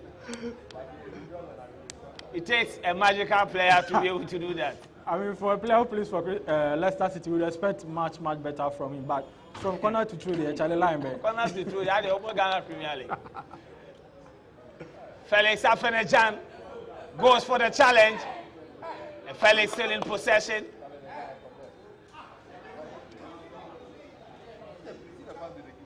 But Felix so far has been able to do the do on Balogun. I think he's been lively. He's been a headache for the Nigerian centre backs. What he's not been able to do so far is to score the goal. And you can't blame him much because we've not created a lot of chances. I don't think he's had a 50% chance on goal. A lot of the chances of the creation has been done by himself. So credit to him. He's a youngster playing at a 45-seater at the Baba Yara Sports Stadium. He's done a good job. Osman Bukari is being prepared to come on. Ghana have a free kick at the left side of the Nigerian attack, few meters to the 18-yard box. Can this be the goal the crowd is waiting for? Jordan whips this one in straight. But the ball is still in the 18-yard box. Fatawu Issahaku picks it up. At the left side, Fatawu Issahaku inside the 18-yard box. Managed a cross, but no connection. The Ghanaian players were caught ball watching. They were standing there, and that's a reaction from Andrew Dede Ayew. He's sitting beside Mubarak Wakasu. The Ghanaian players were standing there as if they were directing the traffic. But we have a corner. Kudus Mohammed. Kudus whips the corner in. But our corners have been very poor. Fatawu Issahaku, just around the 18-yard box. Fatawu Issahaku to Emmanuel Dennis. Dennis to Kudus Mohammed. Beautiful control. Kudus Mohammed around the 18-yard box. Kudus Mohammed! And the fire is coming up. The fire is coming up. Live here at the Cosmopolitan restaurant. We seem to be getting the fire. Yes. And the fans are reacting. The fans are reacting both here at the Cosmopolitan restaurant and Baba Yara Stadium, corner for Ghana. Energy Minister is also there. Kudus Mohammed whipping the ball.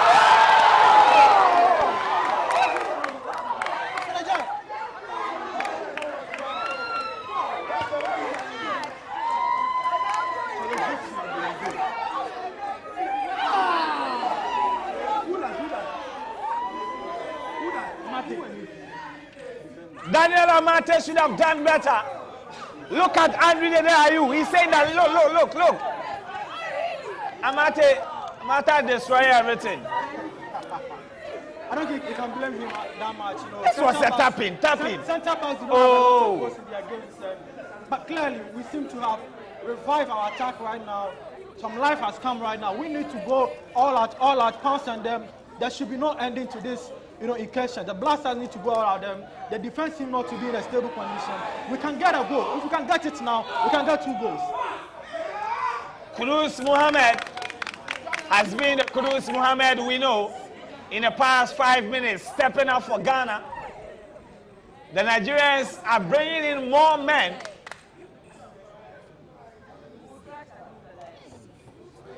And believe me, the chances that the Ghanaians have been creating, the Ghanaian fans will start crying if those chances fall to Victor Osimhen or Kelechi Iheanacho. I mean, in football, there is an unsaid rule that once you waste your chances, come back to haunt you. And we don't want these chances that we are wasting to come back to haunt us in the latter stages of the game. It's good that we are creating them now because we couldn't do that in the first half. But we need to, once we are creating, score them because you need to win at your home in order to get the advantage heading into the second one. Ghana, can we get a goal inside the last 18 minutes? This one is from Diego Benaboy. Otuado is just like his former boss, Miloban. They don't like doing changes at all. And Moses Simon makes his way. Nigeria bringing in more men. They have the men. So they are bringing in the men. You have to be careful because the last time someone said we have the men, we also are happening in the country. And yes, Ademola Lookman has been introduced. Look and see the man. Oh, it's better I Papa got to bench. I think he's got some talent. To play for Leicester City clearly shows that you have some influence or some talent. But I think at this point in time, the game has swung in favor of the Blasters who are attacking now. I'm surprised Otuado hasn't ranked changes so far, but I don't think Ademola Lookman. And look, that Shanti Regional Minister Simon Osei-Mensah seems to be directing something that Ofaha, and the former Kayafa people. But yes, the Nigerians break away. Ola Aina surging forward, and he's very dangerous at that. Ola Aina still in the final third.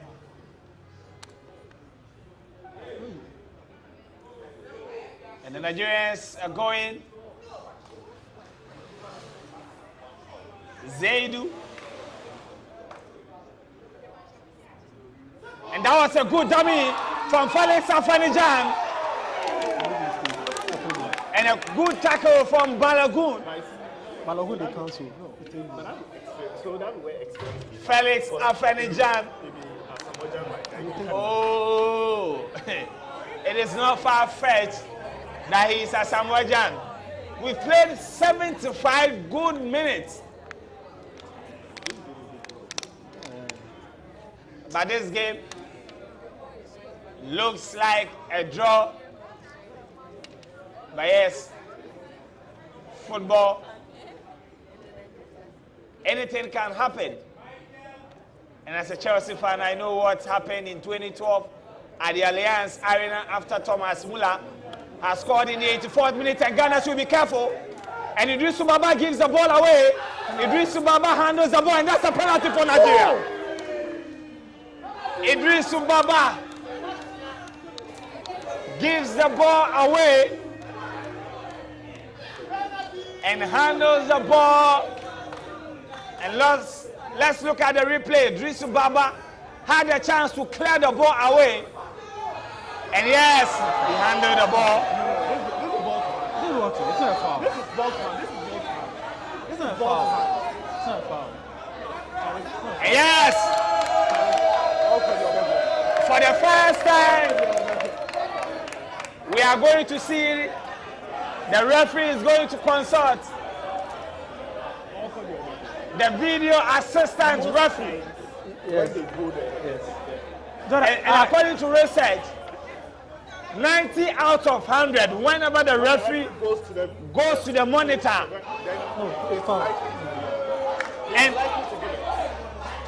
and you see, one thing that can make that, and the referee is not giving it, it's ball to hand, it's ball to hand. No, it's cricket. The referee didn't give it. And look at the relief on the faces of the Ghanaians. You know, I'm very, very happy for Baba Yara because this would have been a dent on otherwise a very good performance. He didn't deserve that because he's been our best player. And I don't fault players when they try to play out from the back and they get into that situation because it is the tactics of the coach that the team plays from the back. So when a player gets into these situations, I don't normally get happy. I feel for them. And Ghana going Fatawi Saku. Fatawi Saku enters the 18-yard box. But the Nigerian is not having it. Yeah, he goes. And Victor Osimhen was trying to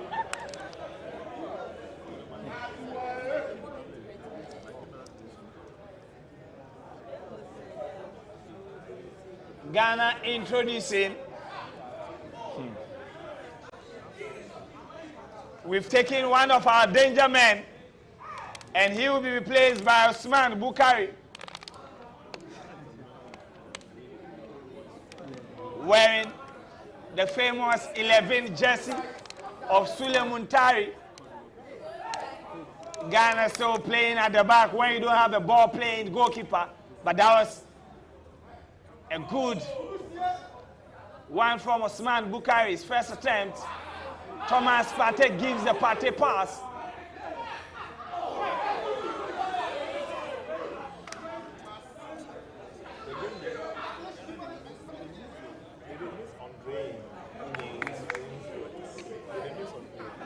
Are we missing Andre in this game? Definitely they are missing Andre's influence, you know, even when he's in the game and does not perform well, his presence, his inspiring persona. Of one seven that day. Oh. You know, and every team needs a leader. Successful teams have good leaders. Felix Afanijan inside the 18-yard box, but he couldn't keep his composure in the box. I think, for a player of his say, this kind of thing should be expected. You can't fault him much. I think he's done a good job trying to round down the Nigerians' defense, but he's not had a lot of room, and now he appears to be in some discomfort. Felix Afanijan.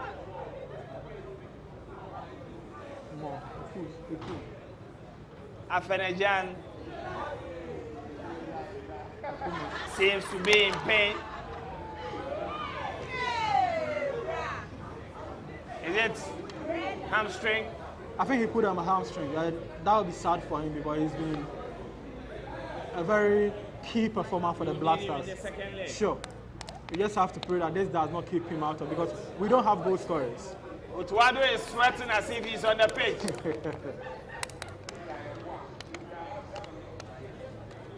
After President of Ghana, the next job that comes with a lot of pressure.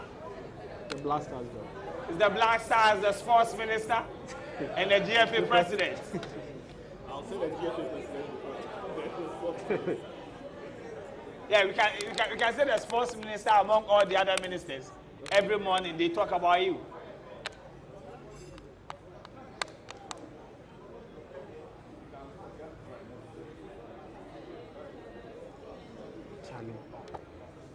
What is 10 more minutes to go.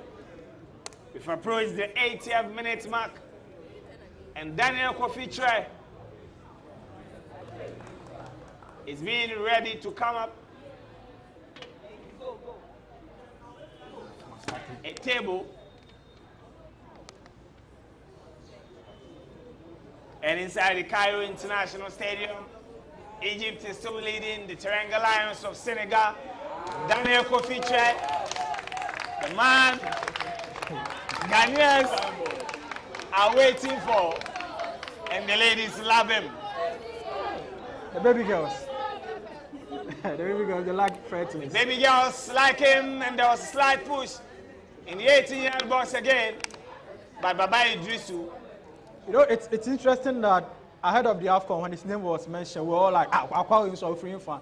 Then all of a sudden, he's the key player that we won't want to see in the Blaster. It tells you a lot about how a lot can change in the space of 3 or 4 months. In the AFCON, for me, he was our best player, and this is an opportunity for him the next 10 minutes to show that he can be of influence, of impact, of importance to the Blaster, because we need to score. Anything other than a victory put us in a very critical situation ahead of the second leg. Daniel Kofiche, amazing form in the German Bundesliga too. No, but for the injury, I'm sure Yeah. he would have one of the first names on the starting 11. But And he's got some good goals Yeah. in the German Bundesliga too. 8 more minutes to go. And if you've ever been to the Baba Yara Stadium before, at this time, the fans are angry. I mean, it's a bit tensious. It's a bit. If you are a player for the Blasters, you wouldn't want to be in this situation, because when they come at you really, really hard. And for you to go over 80 minutes without scoring, I'm sure by now they have started hooting, jeering at the players. And now the Ghanaians on Twitter are saying that the VAR is the greatest gift to mankind. Of course, they benefited from it.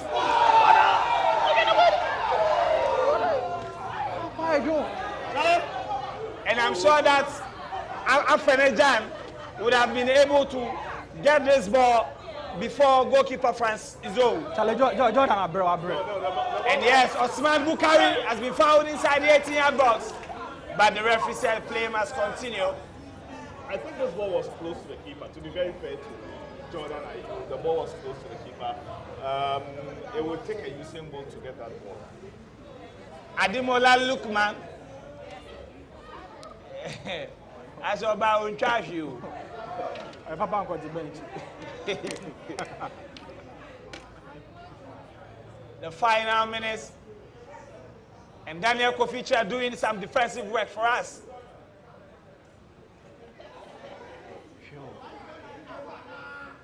Gideon Mensah did a quick dummy.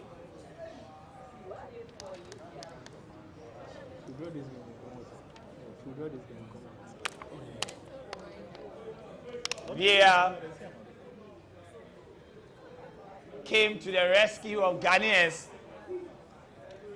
Like by now, His Excellency Muhammadu Buhari and his people will be celebrating.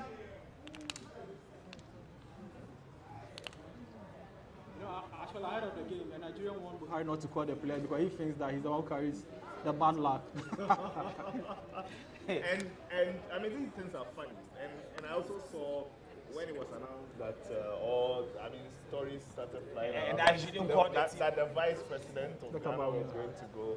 People said he shouldn't go. He shouldn't take any bad luck. But I mean, these are superstitions anyway. 5 more minutes.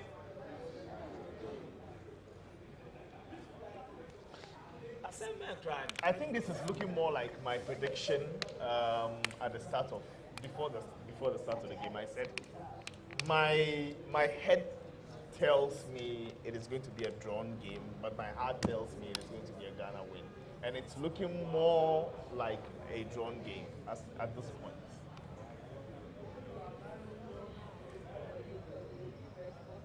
Only one change has been done by the Ghanaians. Osman Bukari and then Daniel Kofiche have been introduced, making it 2. Nigeria, they've made 4 changes. Lukman, Etebo, Frank Onyeka, and Emmanuel Dennis, they've all been introduced. But Jordan is slow the pitch. Jordan Ayubu, probably he will be the man to conjure the magic. We need to win this game. Mohamed Kudus.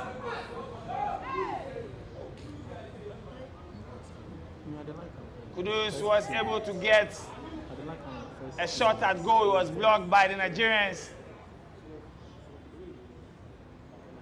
Daniel Kofitre has been picked by Thomas Partey. Partey inside. And Partey has been stopped from shooting at goal. The Arsenal man.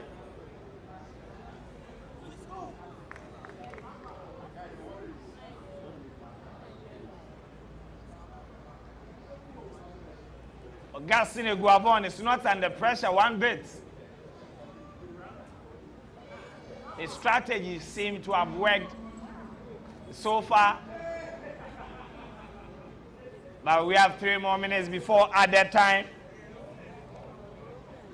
It's looking like that the game is going to end up on the floor, and that will be bad news for Ghana because, I mean, in Abuja, anything can happen. And this is African football. Nigeria can resort to all forms of tactics to win on the day. So we had our chance here, and if we fail to grab it, we shouldn't blame anyone if we go to Abuja and something. Victor Osimhen inside the 18-yard box. But his pass has been well intercepted by Daniel Amate. And Osman Bukari is going. Osman Bukari. Osman Bukari. Fine. Daniel Kofitre. Kofitre still in possession. Already? Gideon Mensah has been picked out. Maybe for Jordan. A good interception. The angle And Bonaventure from GIJ. Jordan Ayew needed to stay. Jordan should have stayed. There was no way he was going to shoot our first. The best option was to cut the ball back. So it's the duty of the striker to be able to read that, stay back, and just latch on to it. That's why I miss Baby Jet. This is the difference between Juba and through them and other strikers. I mean, other African strikers. 2 minutes more before added time. We are approaching the 89th minute mark. 2-8. And at this time, we begin to do the calculations as Ghanaians. When the game ends this way, Ghanaians do what they do best. They do the calculations. How many games did Nigeria play at home? How many did they win? Yes, Ghana, we were this, we were that. The calculations will start right after this game. But yes, we still have a chance at goal. Kudus Mohamed going. And Ghana, we are not committing moment. Jordan Ayew picks up the ball just at the edge.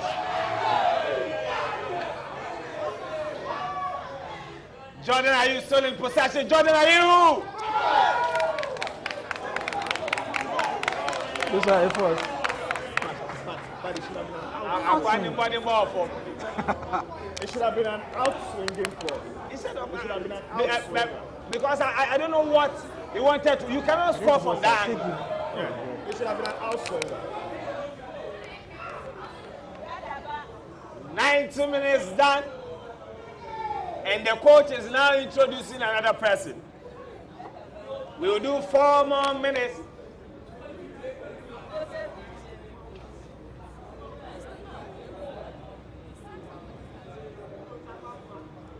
The Black Stars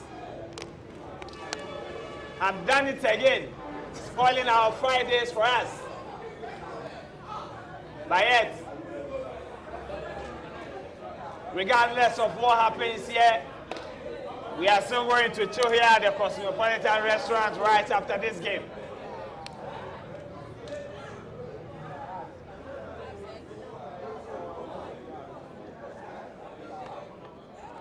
We've done a minute of the other time.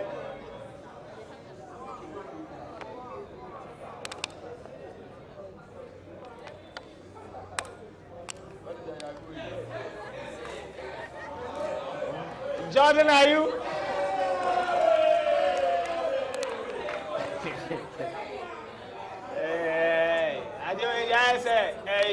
Abriwe now they are ready at you.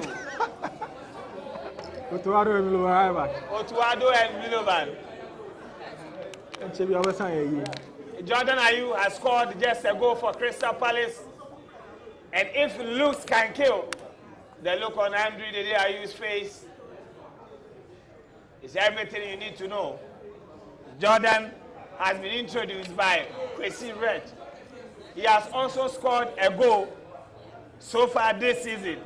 He came to replace Jordan Ayew, who has also scored just a goal. And all the 4 Ghanaian strikers, they've played 81 games so far this season, and they've scored only 8. But yes, the Nigerians, they've scored more than 50, but they've not also been able to score.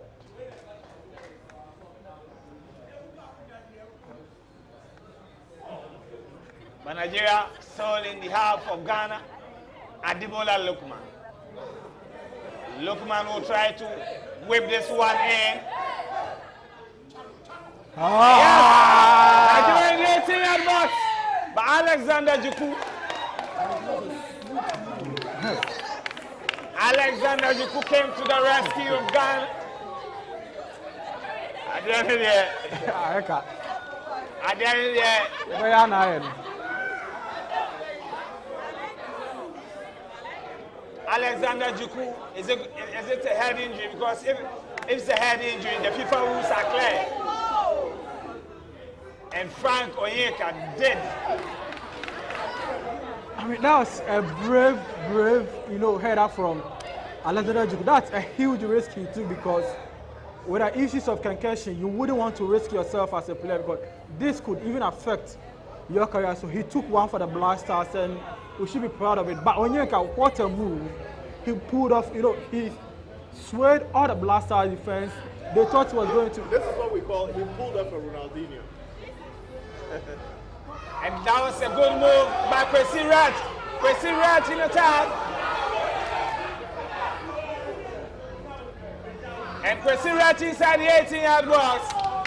But at this particular moment, I can tell you on authority, say, Adiana Eka Befie.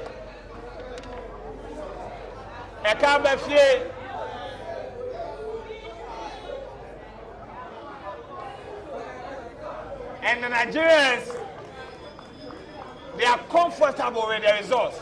I think they are more than comfortable. They are happy. They are excited. And we can see our Nigerian colleagues, Beatrice and Fatima, who are already jubilating because they feel that this result works in their favor. It clearly works in your favor. You cannot afford to, draw at home and think that you will go to your opponent's country and get a win. We failed to take care of what we are supposed to take care of. This was a game for us to win.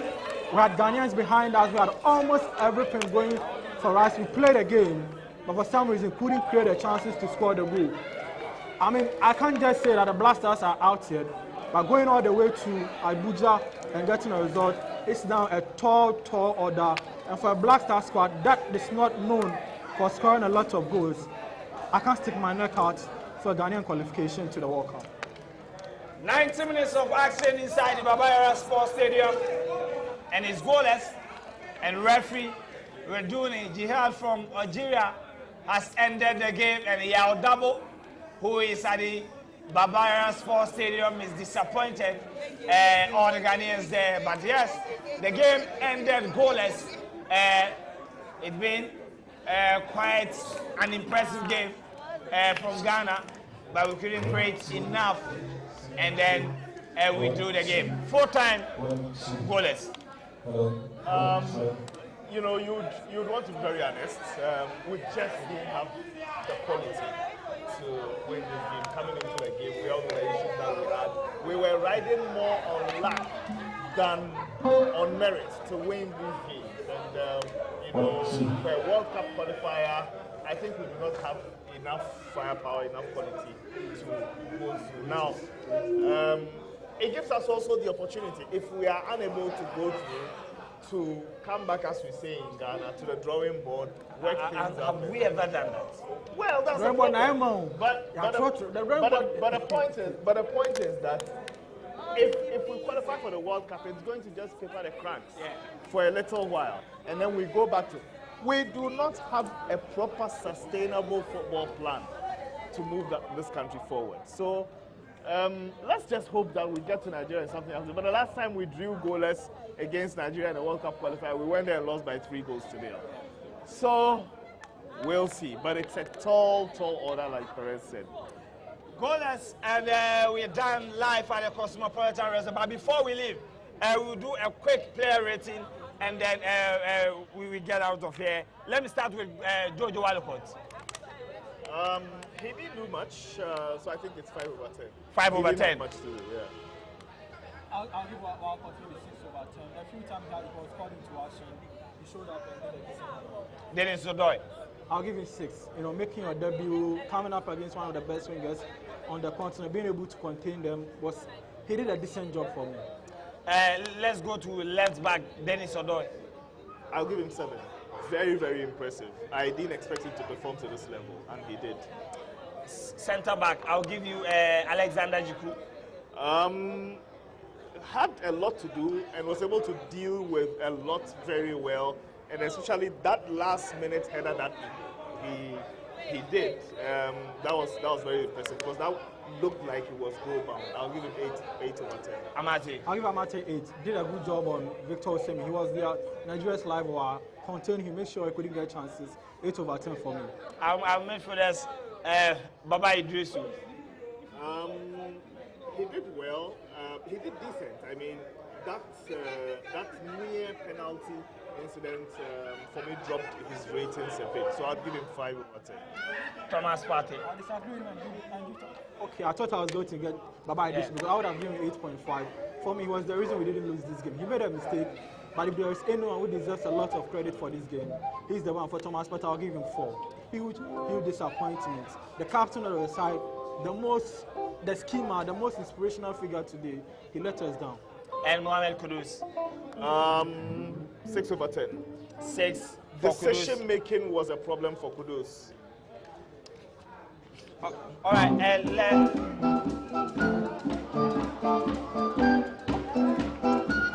right, so thanks for staying with us. It has been our coverage for the first leg, second leg to play for Ghana 0, Nigeria 0. I did with Hussein Hassan and Perez Ezwapao. My name is Joel, and until we meet again, it's bye for now.